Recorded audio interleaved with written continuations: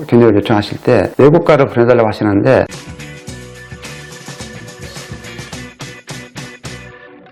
혼자 하면 쌩고생, 함께하면 성공개원. 성공닥터는 원장님들의 성공적인 개원을 돕습니다. 성공닥터 의료장비를 담당하고 있는 대원메디칼 성현기입니다.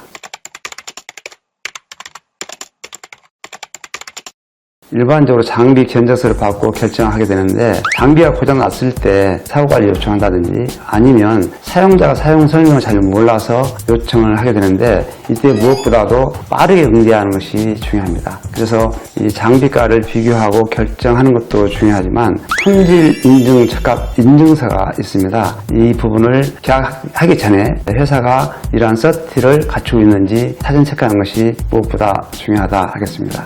두 번째는 이제 가격인데요. 요즘에는 회사가 책임을 지지 않는 경우도 많습니다. 서비스에 대해서.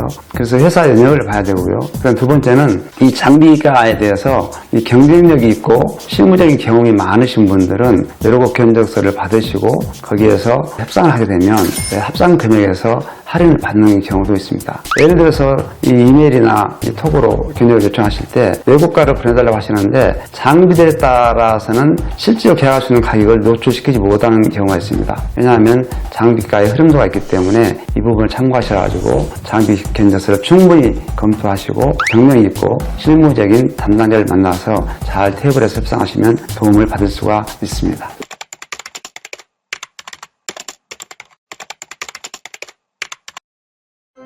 중고 장비를 요청하는 경우가 많이 있습니다. 특히 방사선 장비인 경우에는 직거래를 하시면 안 됩니다. 왜냐하면 이 방사선 허가나 장비 검사를 받고 보건소에 신청을 해야 되는데, 직거래는 그거를 등록할 수가 없습니다. 그래서 의료기기 허가를 득한 회사로부터 양도 양수를 받아야 되거든요. 한 사례를 말씀드리면, 직거래 하시는데 직거래 장비라서 사용필증을 못 받은 경우가 있습니다. 이 점을 꼭 인지하시고 회사로부터 양도 양수 받기를 바라겠습니다.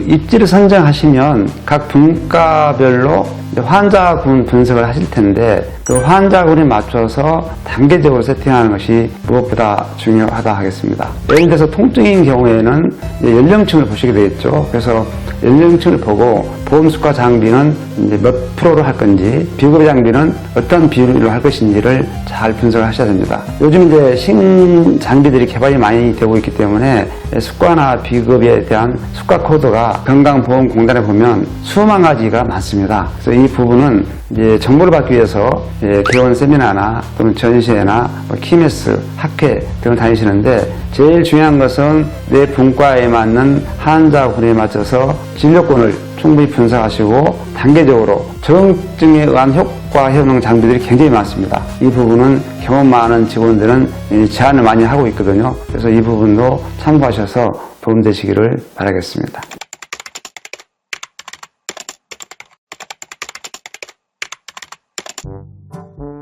자금 계획을 세우실 때 일금융에서 내 여신에 맞춰서 대출을 받으시고 거기에서 보증금, 인테리어, 장비, 운영자금 이렇게 활용하는 경우가 있는데, 만약에 자금 계획이 좀 이렇게 어려움이 있는 경우에는 의료 장비인 경우에는 리스 할부 금융 장기 5년까지 적용받을 수가 있습니다. 이 평면 금리가 회사에 따라서는 다 다릅니다. 일금융은 거의 비슷하지만 리스 할부 금융은 차이가 많이 나기 때문에 이 부분도 경력 있는 회사를 잘 만나시면 평면 금리를 잘 적용받을 수가 있고요.